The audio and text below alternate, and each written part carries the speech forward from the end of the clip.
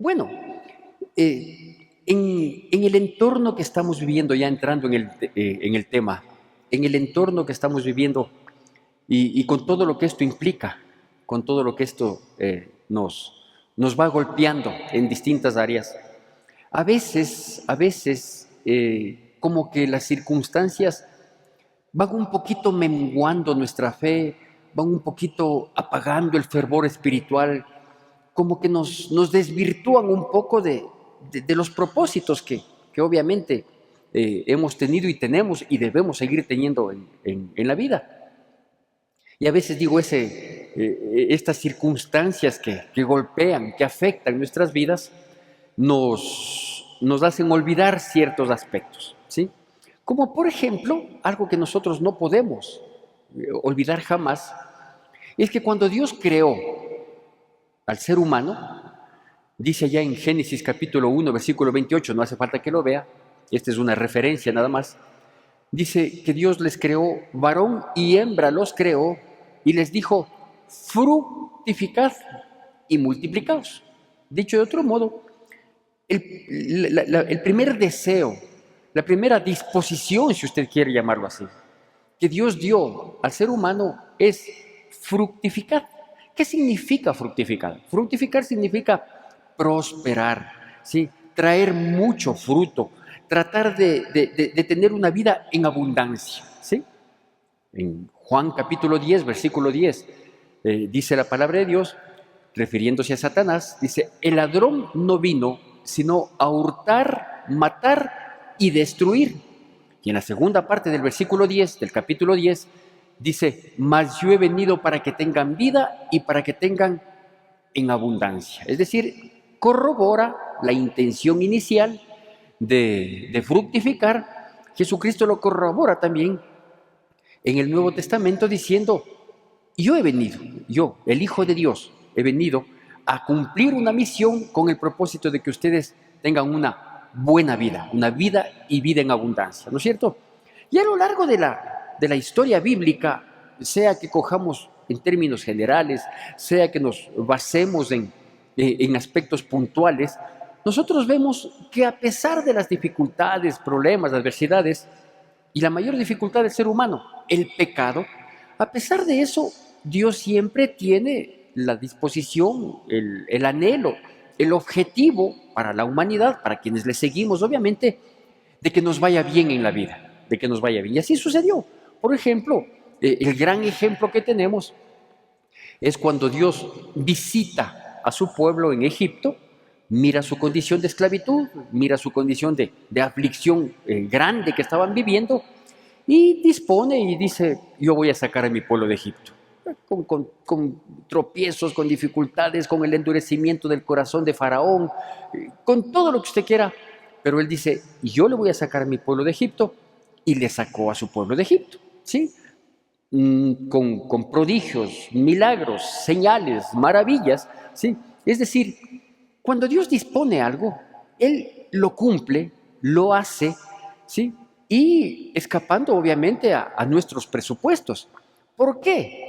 Porque nosotros desde la perspectiva humana tenemos esta condición. Por eso somos humanos, por eso somos limitados. Que cuando estamos viviendo adversidades, no vemos el cómo lograr lo que algún rato nos fue dicho y nos ilusionó y nos alentó para seguir, ¿no es cierto? El pueblo de Israel en Egipto se había olvidado de Dios. ¿Por qué se olvidó de Dios? Bueno, pues porque le comenzó a ir mal.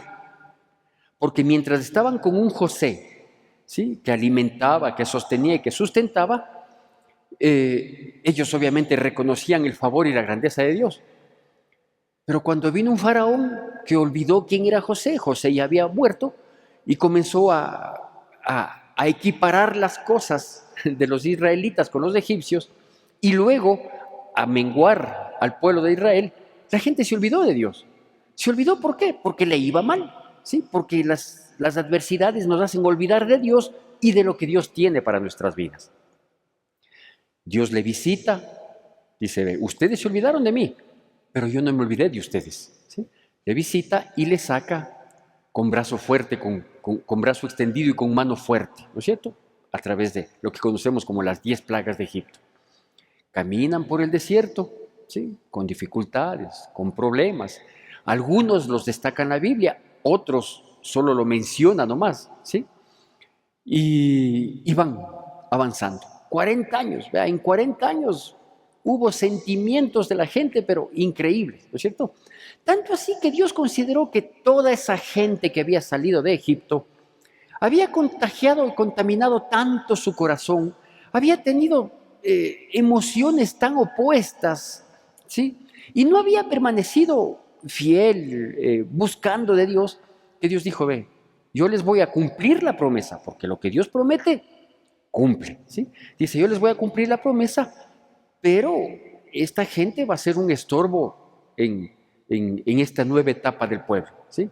Y dijo, ve, ninguno de los que salieron de Egipto va a entrar en la tierra prometida excepto 2 personas, Josué y Caleb, ¿sí? De tal manera que quienes llegaron a tomar posesión de la tierra fueron todos los nacidos en el desierto, pero los salidos de Egipto pues murieron en el desierto a lo largo del camino.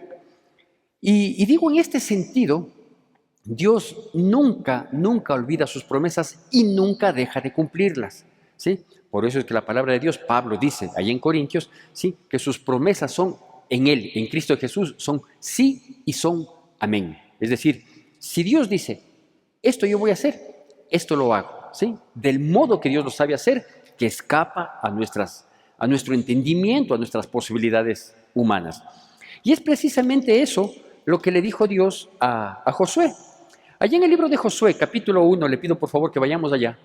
Tenemos algunos pasajes que tenemos que revisar en este libro. En el libro de Josué, capítulo 1, siempre con atención y reverencia a la palabra de Dios, en el versículo 11 dice así, Josué, capítulo 1, versículo 11, dice así, llegó el día. Pasad por en medio del campamento y mandad al pueblo diciendo, preparaos comida, porque dentro de 3 días pasaréis el Jordán para entrar a poseer la tierra que Jehová vuestro Dios os da en posesión. ¿Sí? Este cumplimiento, que estaban a 3 días de recibirlo, había sido dicho por Dios muchísimos años atrás. Le dijo a Abraham, ¿sí? A Abraham le dijo, sal de tu casa, en Génesis 12, sal de tu casa y de tu parentela a la tierra que yo te mostraré, ¿sí? Dios le mostró la tierra a Abraham, pero no le dio la tierra a Abraham, le dio a su descendencia. Y hoy había llegado el día, ¿sí? 3 días posteriores, ellos tenían que pasar a tomar posesión de la tierra. Yo quiero destacar aquí 2 cosas para enfocarnos en lo que Dios habló a mi corazón para compartir.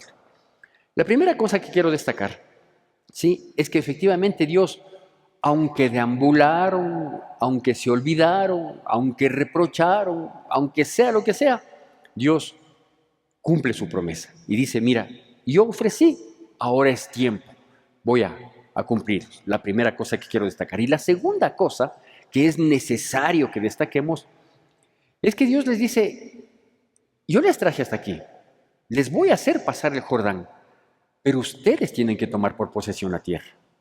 ¿Sí? Es decir, no es que Dios dijo, ve, ya la tierra está lista, ¿sí?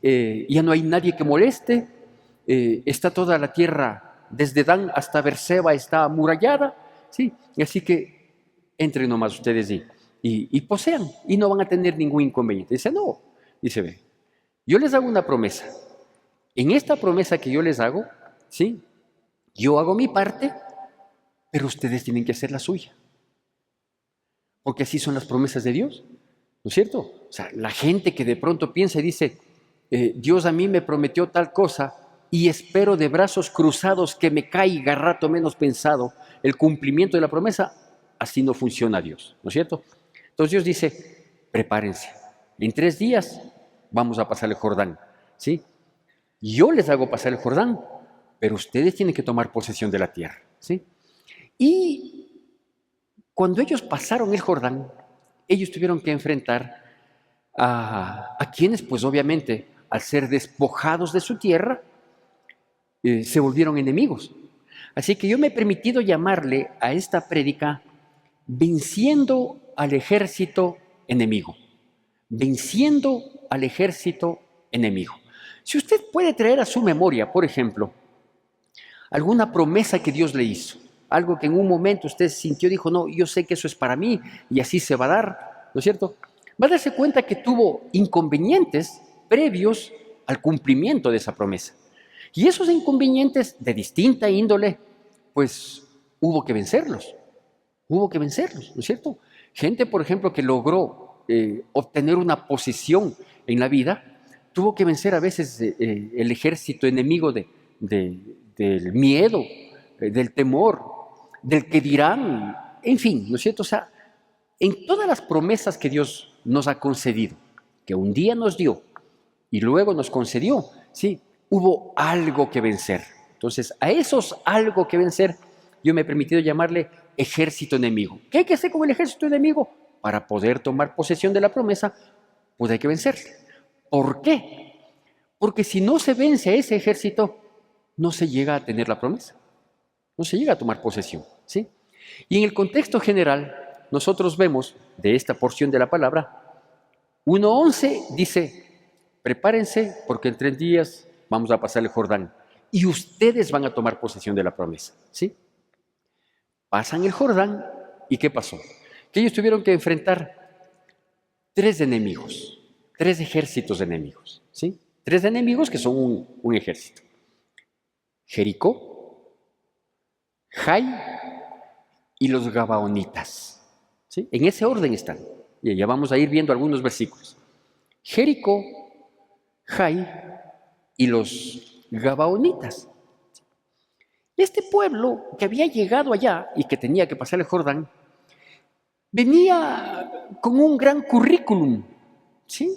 Toda la gente que sabía de este pueblo que había llegado ahí, hasta antecitos del Jordán, todo el mundo sabía que este pueblo había venido caminando, que había salido de una esclavitud en Egipto, que los egipcios habían quedado enterrados en el Mar Rojo, ¿sí? Sepultados en el Mar Rojo, que había pasado por varios lugares en donde tuvo que enfrentar ciertas guerras, ciertas dificultades, desde que salió y prácticamente hasta antes de llegar a este momento, y que todas esas guerras había ganado, que su Dios, el gran currículum de ellos era por el Dios que ellos tenían, que ese Dios de Israel era un Dios invencible, que había avergonzado a todos los otros dioses de la tierra, ¿sí? Que era un Dios increíble, que cuando Él actuaba, la tierra temblaba. Entonces venían con este currículo, con esta situación, ¿sí? que amedrentaba a los siguientes en enfrentarse a Israel. Uno de esos fue, Jericó. En el capítulo 6 del mismo libro de Josué, unas paginitas más adelante de nuestra primera lectura, en el capítulo 6, versículos 1 y 2, nos muestra no solo la condición de esta ciudad, sino nos muestra una condición espiritual. Dice así, Josué capítulo 6, versículos 1 y 2. Dice así, ahora Jericó estaba cerrada, bien cerrada a causa de los hijos de Israel. Nadie entraba ni salía, mas Jehová dijo a Josué, mira, yo he entregado en tu mano a Jericó y a su rey con sus varones de guerra. ¿Sí? ¿Qué significa Jericó? De acuerdo a esta primera característica que nos muestra aquí. Jericó significa el mundo. El mundo. Ahí puede ponerle Jericó, punto raya, el mundo. ¿Por qué significa el mundo? Porque el mundo es un ejército que nosotros debemos vencerle para poder tomar posesión de las promesas. El mundo es un enemigo. Cuando uno se hace parte del pueblo de Dios, cuando uno acepta a Jesucristo en su corazón y le dice, Señor, de aquí en adelante yo quiero caminar conforme a tu voluntad, ¿sí?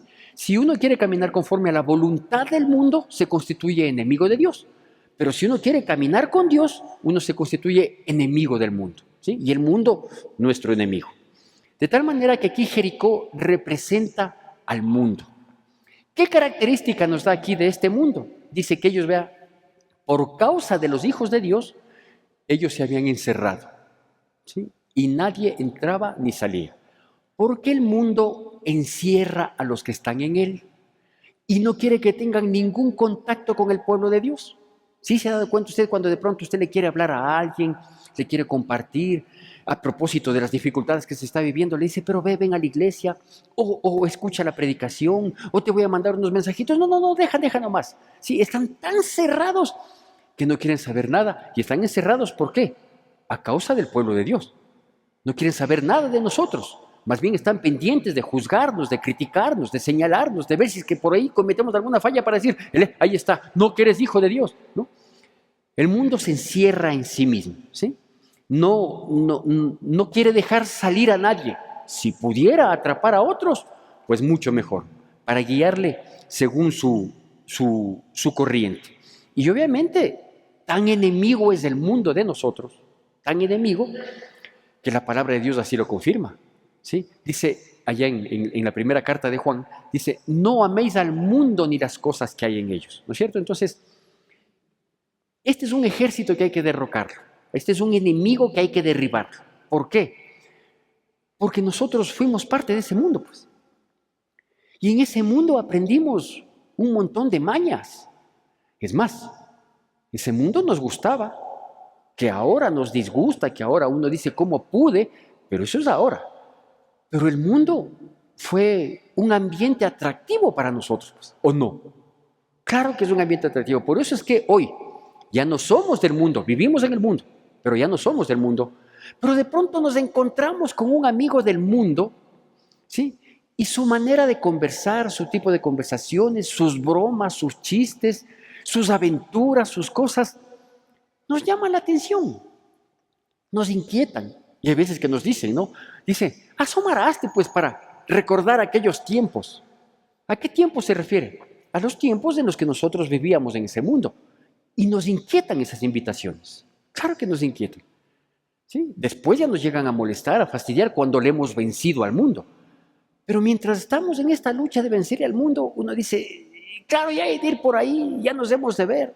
Dice, ¿y te acuerdas de tal cosa? Y uno se acuerda con añoranza, con deseo de volver a experimentar ciertas cosas.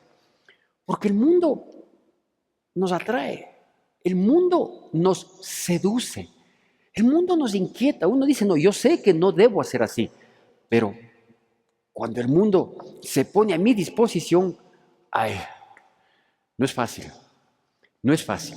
Y a ese mundo pues hay que vencerle. ¿Cómo le venció el pueblo a Jericó? ¿Por su propia cuenta? No lo pudo vencer.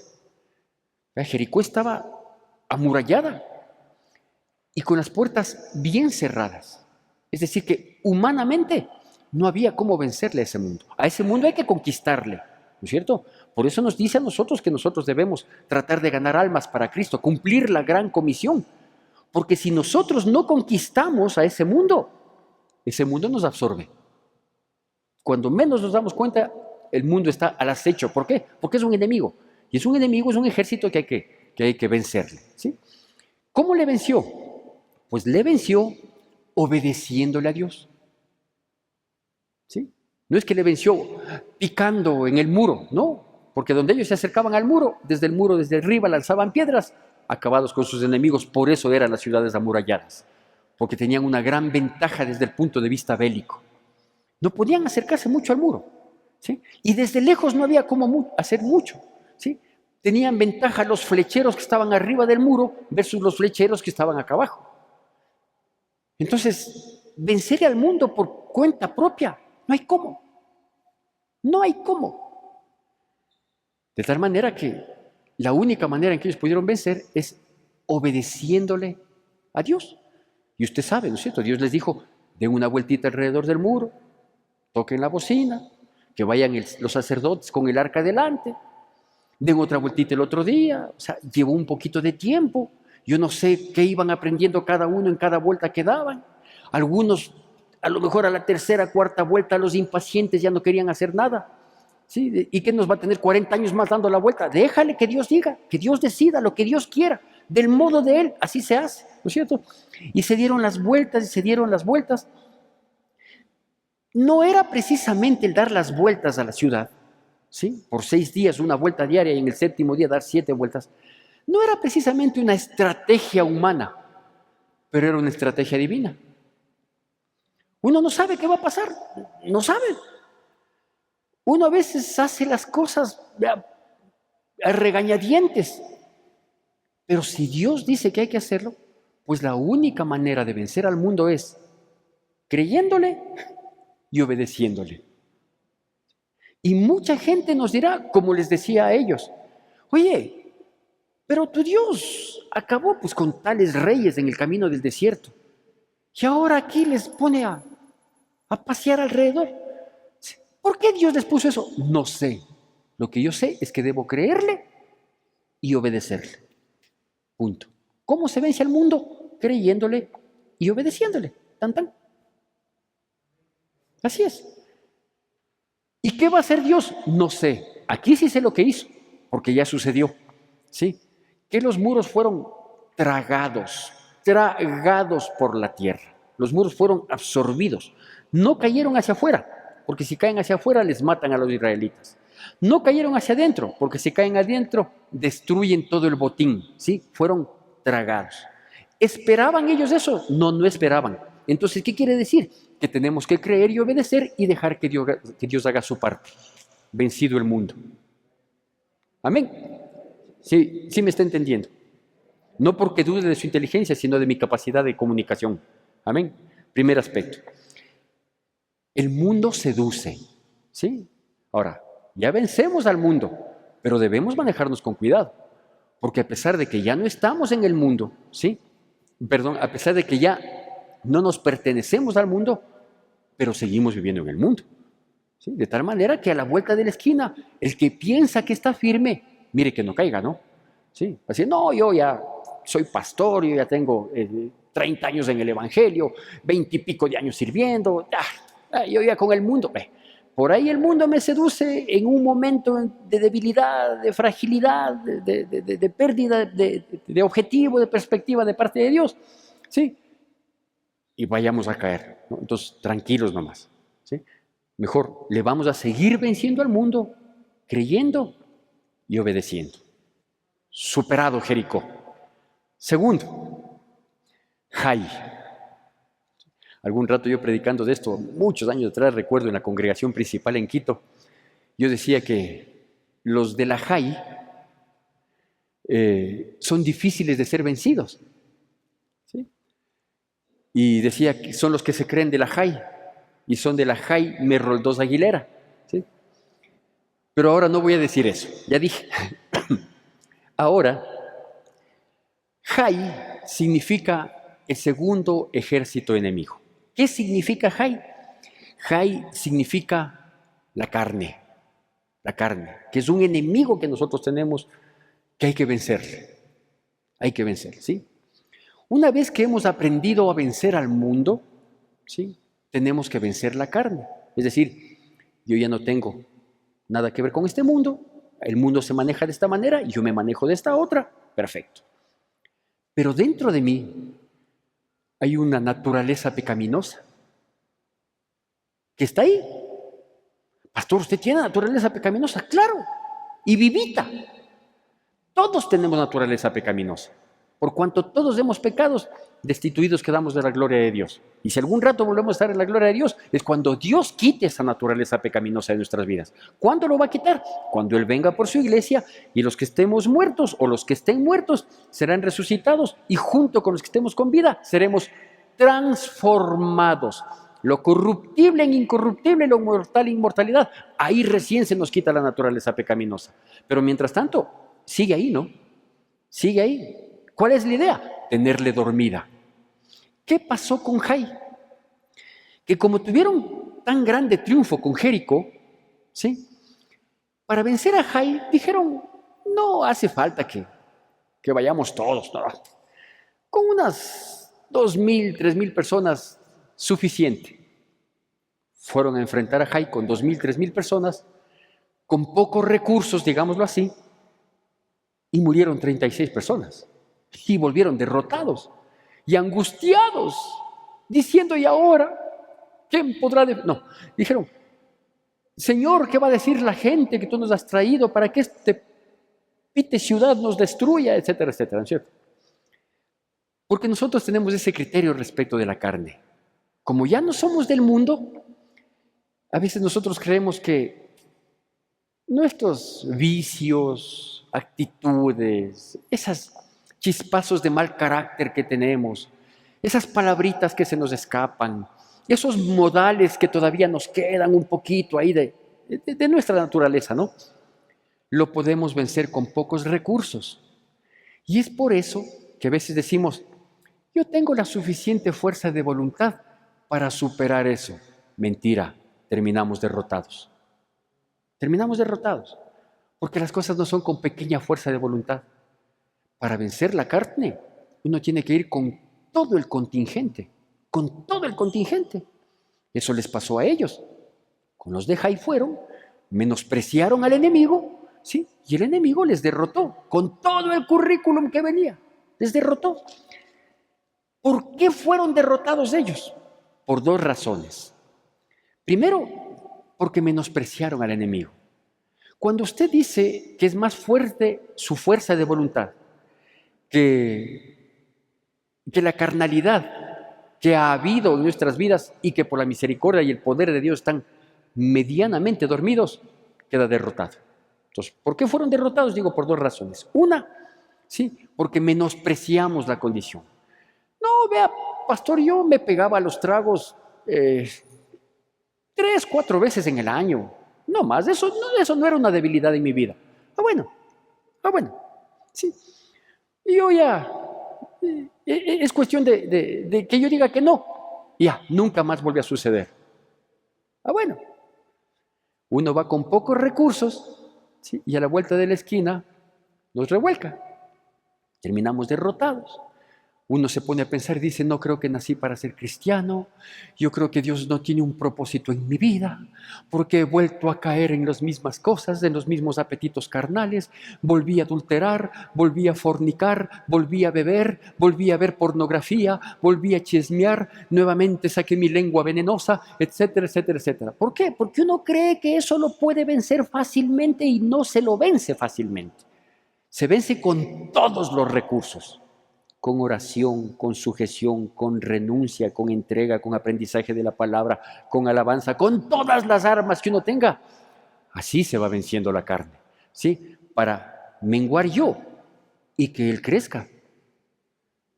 Porque de ahí no es fácil, ¿no es cierto? Entonces, primera causa, por no ir con todo el contingente. Y la segunda, ¿sí? Cuando Josué se postra delante de Dios, dice, ¿por qué fuimos vencidos ante pocos dados de la Jai? ¿Sí? Dios le dice, levántate, no te postres. Hay tiempo para orar, pero hay tiempo que hay que actuar. Porque el pueblo ha pecado y trajeron algo del mundo. ¿Se acuerda de ese Acán que hecho el Bacán, capítulo 7 de Josué? Había sido seducido por un manto babilónico, por unos 200 ciclos de plata y por un buen molde de bronce, ¿sí? Por un lingote de oro, ¿sí? El manto babilónico, los 200 ciclos de plata y un lingote de oro. Cuando Acán es confrontado y descubierto en su pecado, ¿de dónde cogió él eso? Del mundo, de Jericó. ¿Por qué? Porque yo le dije que el mundo nos seduce. Entonces, cuando uno se reserva algo del mundo, dice, ya le he vencido al mundo en otros aspectos, pero me reservo algo del mundo, ¿sí? Uno se reserva algo del mundo. Mientras uno tenga algo del mundo, no va a poder vencer la carne. Mientras uno tenga algo del mundo, no va a poder vencer la carne. Ellos no pudieron vencer a Jai. ¿Por qué? Porque Acán había tomado ese manto babilónico. Y si usted mira, y le pido que mire, por favor, ¿sí? En el capítulo 7 de Josué, en el versículo 21, Josué capítulo 7, versículo 21, mire lo que, cómo cuenta él su caída, su fracaso, su derrota ante la carne, ante este ejército que hay que vencer. 7:21 de Josué dice, hablando Acán, el que pecó, dice, pues vi entre los despojos un manto babilónico muy bueno y 200 siclos de plata y un lingote de oro de peso de 50 siclos, lo cual, mire, codicié y tomé. Y he aquí que está escondido bajo tierra en medio de mi tienda y el dinero debajo de ello. ¿Sí? ¿Sabe cómo le jugó a la carne, ¿sí?, Satanás a Eva? Igualito, ¿no? Igualito, mintiéndole, ¿sí? Y le dijo, mira el árbol. ¿Y qué hizo Eva? En vez de evitar, evita. ¿Sí? Ella dice, miró, vio que el fruto era codiciable, lo tomó, lo comió y lo compartió. ¿Sí? Igualito aquí, ¿no? Dice, yo vi lo que no tenía que ver, codicié, ¿sí? Al mirar, generé codicia en mi corazón, ¿sí? Y lo tomé y lo guardé para mí y la regué. Así es la carne, ¿no? Cuando nosotros traemos algo del mundo, por poquito que sea, no, yo tengo control sobre esto. No tienes control sobre eso. La carne, la debilidad, el pecado tiene control sobre nuestras vidas, ¿sí? Entonces, lo codició, lo miró y lo regó. Oye, Acán, pero Dios dijo que no hagas eso, que no veas, que no codicies, que no tomes, que no juegues con esas cosas. Dios te dijo. Sí, es que me gustó. ¿Por qué? Porque la carne es fuerte. A veces son pocas las cosas que tenemos que renunciar, pero aunque sean pocas, son fuertes. Los de Jai eran pocos, pero les vencieron en su primer intento. Segundo ejército que hay que derribar, que hay que vencer, la carne. Primero el mundo, segundo la carne. ¿Cómo le vencieron? Bueno, pues en el mismo capítulo 7, versículo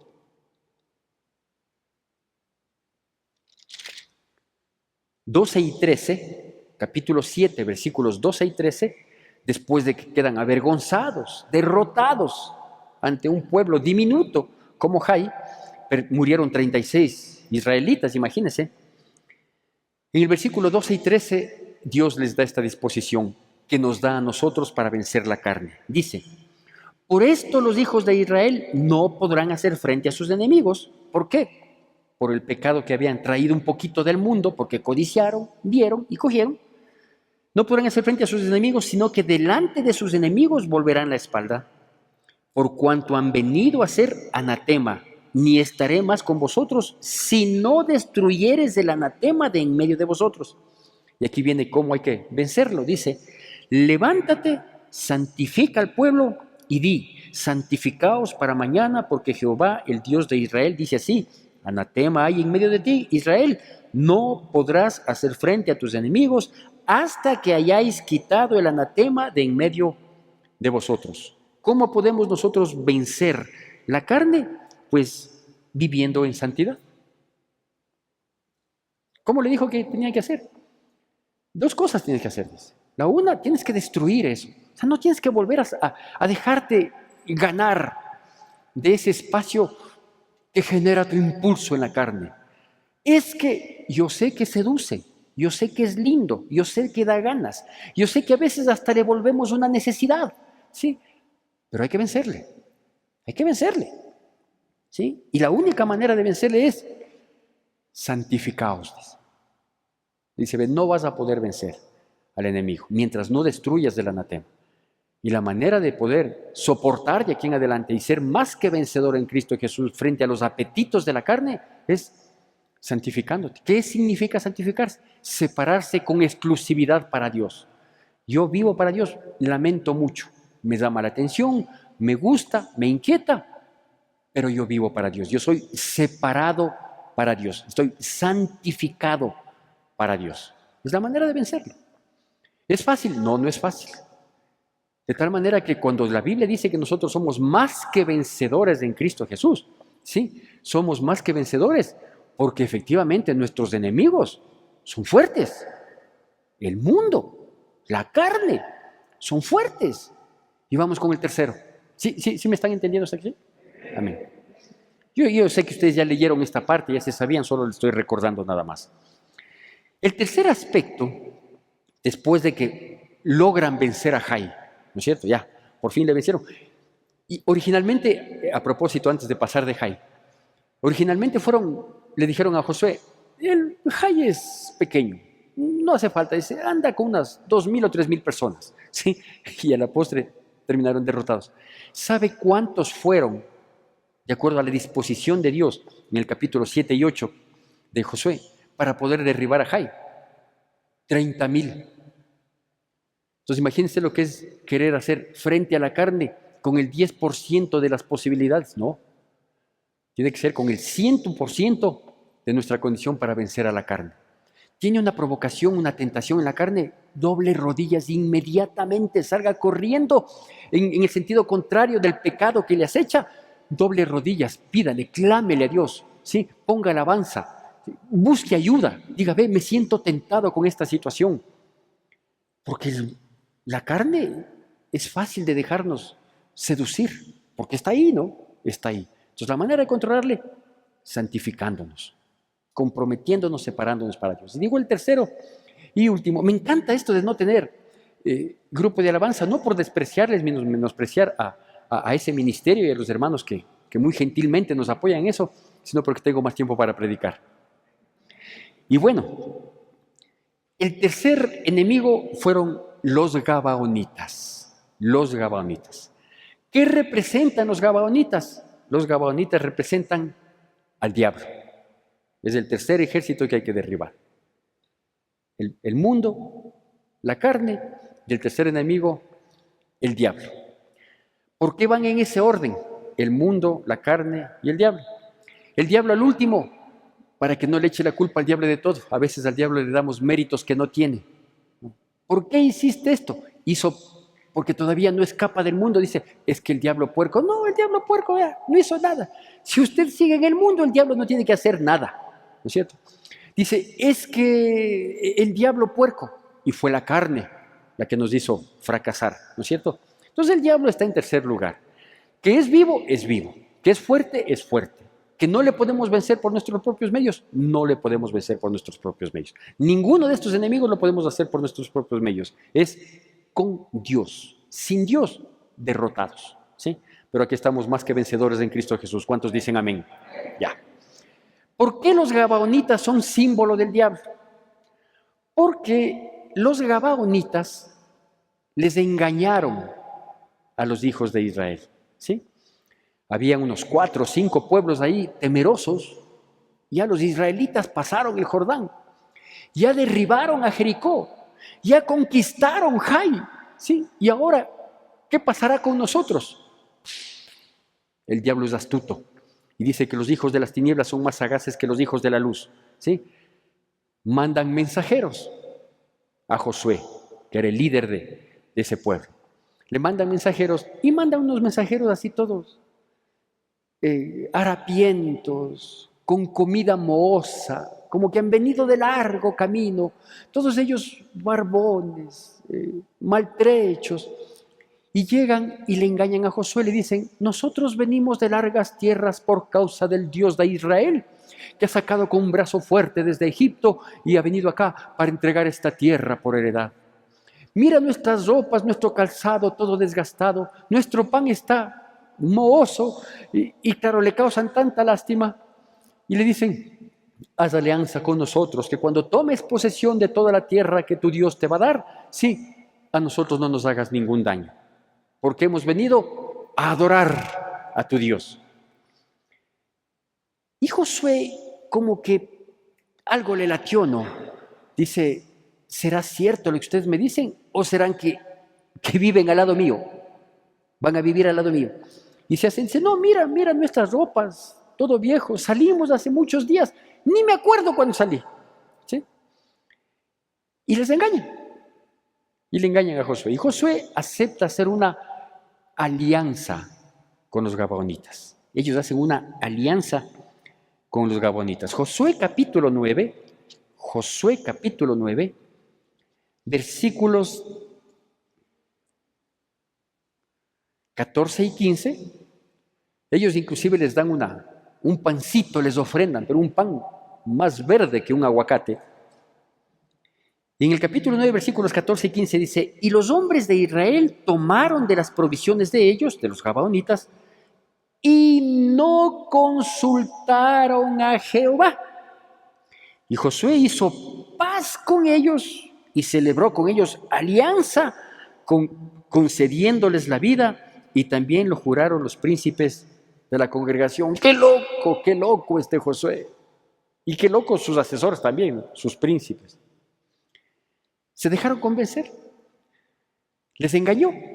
¿Por qué? Porque el diablo es mentiroso desde siempre. Cuando habla mentira, de suyo habla. Él es experto en engañar, en que las verdades de Dios, él dice, no, no es así. No. Y muestra de manera tan simpática, tan bonita, que atando ciertos cabos hasta parece una verdad.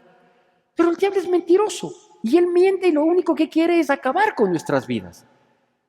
La Biblia dice allá en Juan capítulo 8 que él es mentiroso desde siempre, desde el principio. Tan mentiroso es que él mismo se mintió y por eso pasó a ser diablo.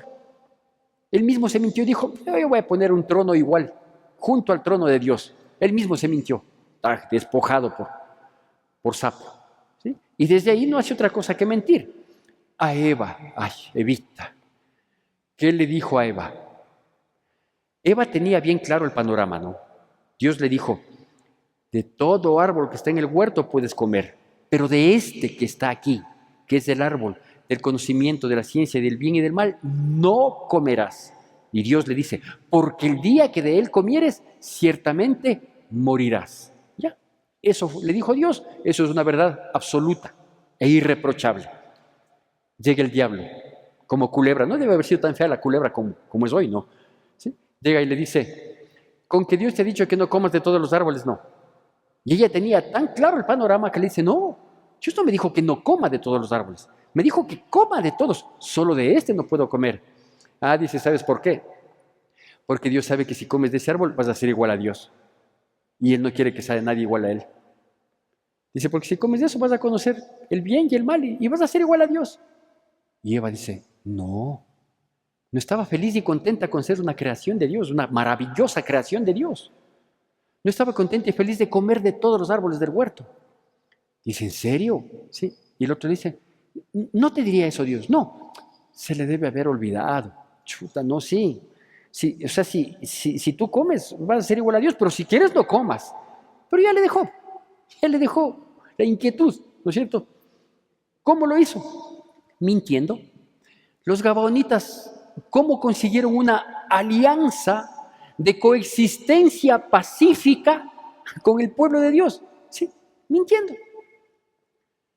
Por eso es que el diablo es un ejército que hay que vencer. ¿Sí? ¿Cuál era la pretensión de los gabaonitas en la simbología del diablo? Precisamente eso, que hasta el día de hoy funciona, tristemente. ¿Sí? Tener el diablo una coexistencia pacífica, entre comillas, con el pueblo de Dios. Y hasta hoy sigue funcionando esa estrategia.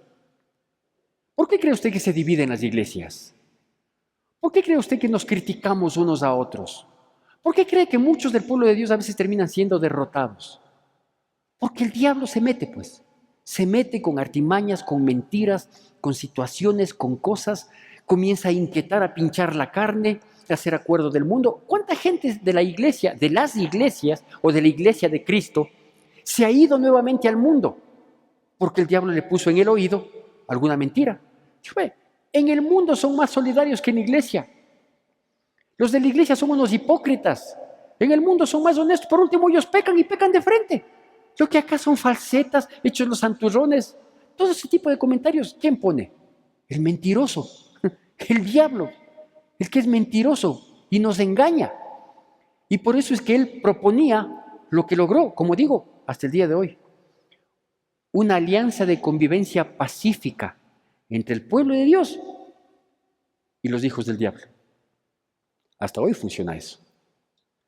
¿Cómo vencerle? Vea, a Jericó le vencieron creyendo y obedeciendo. Al mundo se le vence creyendo y obedeciendo. A los de Jai, a la carne, ¿cómo le vencieron? ¿Sí? Despojándose de la maldición, del anatema, ¿sí? Y santificándose. ¿Y al diablo, pastor, cómo le vencieron? No le vencieron. No le vencieron. Ahí se ve que no. La Biblia dice que más adelante inclusive los gabaonitas fueron atacados por sus antiguos aliados que se volvieron enemigos porque ellos se volvieron, entre comillas, amigos de los israelitas.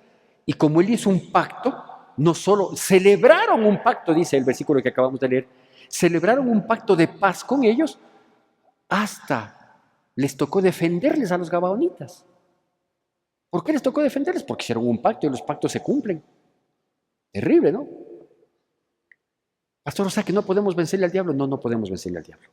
Lo que la Biblia sí nos dice en Santiago capítulo 4, versículo 7, dice, someteos pues a Dios, resistid al diablo y él huirá de vosotros. O sea, vencer no le podemos vencer, pero sí le podemos mantener lejos. ¿Cómo? Sometidos a Dios. Pero también dice que el diablo no es que yo me someto a Dios hoy, él huye, sí, y nunca más me vuelve a visitar. No. También dice la palabra de Dios, en 1 de Pedro, capítulo 5, versículo 8, dice, sed sobrios y velad. Dicho de otro modo, sed pilas, porque el diablo anda como león rugiente buscando a quien devorar, al cual resistirles firmes en la fe. Entonces, no le podemos vencer al diablo como sí le podemos vencer al mundo, creyendo y obedeciendo. Como sí le podemos vencer a la carne, anulando el anatema, es decir, quitando de raíz todo lo que pudiera ser tropiezo para nuestras vidas y santificándonos. Al diablo le podemos mantener lejos, sí. ¿De qué manera? Sometidos a Dios y firmes en la fe. Eso dice la palabra de Dios. ¿Cuántos hemos leído el libro de Josué? ¿Cuántos entendimos clarito lo que aquí nos dice? ¿Sí? Bueno, por eso digo, le decía yo, Dios, ¿para qué quieres que yo predique de esto si la gente ya sabe? Y Dios me dice, ni vos sabías. Y es verdad, nunca me había dado cuenta. He leído Josué, de hecho, es uno de mis libros preferidos de la Biblia, y nunca había entendido esto. Lo que sí entendí, para la gloria y honra de mi Señor, es que cuando nosotros tenemos bien claro nuestra posición con Cristo Jesús, el Rey de Gloria, el Señor de nuestras vidas, vamos a poder vencer el mundo como quizás ya lo hayamos vencido. Vamos a poder vencer ese otro ejército terrible que vive con nosotros, que es la carne, y vamos a poder mantenerle lejos al diablo, porque ¿sabe cuál es el propósito? Vuelvo al versículo inicial. Dios quiere que pasemos y tomemos posesión de la tierra que Jehová nuestro Dios nos da. Dios quiere que tomemos posesión de las promesas de Dios. En pandemia, pastor, en pandemia. Porque las promesas de Dios se cumplen sin considerar si estamos en pandemia, si hay recesión económica, si la gente está enferma, lo que sea. Dios quiere que usted y yo seamos más que vencedores. 4 recomendaciones finales. Si amamos al mundo, somos enemigos de Dios. Si tomamos algo o mantenemos algo del mundo, es imposible vencer a la carne. Cuando se anda conforme a la carne, normalmente no se consulta a Dios. Y si no consultamos a Dios, terminamos siendo guiados por la mentira y el engaño. Porque el diablo anda como león rugiente buscando a quien devorar. Pero quienes nos sometemos a Dios y nos mantenemos firmes en la fe, somos más que vencedores en Cristo Jesús. Que Dios bendiga poderosamente sus vidas en Cristo Jesús. Que la gracia de nuestro Señor Jesucristo, el amor de Dios nuestro Padre, La comunión y consolación de su Santo Espíritu sea con todos y cada uno de nosotros, y el pueblo de Dios, que es el pueblo más feliz sobre la faz de la tierra, dice: Amén. Te recordamos nuestras actividades. Seguimos en oración todos los días a partir de las 9 de la noche. El jueves 3 de febrero nuestro pastor nos compartirá un mensaje de reflexión. Madres unidas para orar todos los sábados a través de Zoom. La Iglesia CAC felicita a los cumpleañeros del mes de enero. Tu donación es importante para sostener la obra de Dios. Puedes realizar tus aportes en la cuenta de la Iglesia Evangélica Centro de Adoración Cristiana o acercarte a las oficinas de la Iglesia. Gracias por acompañarnos.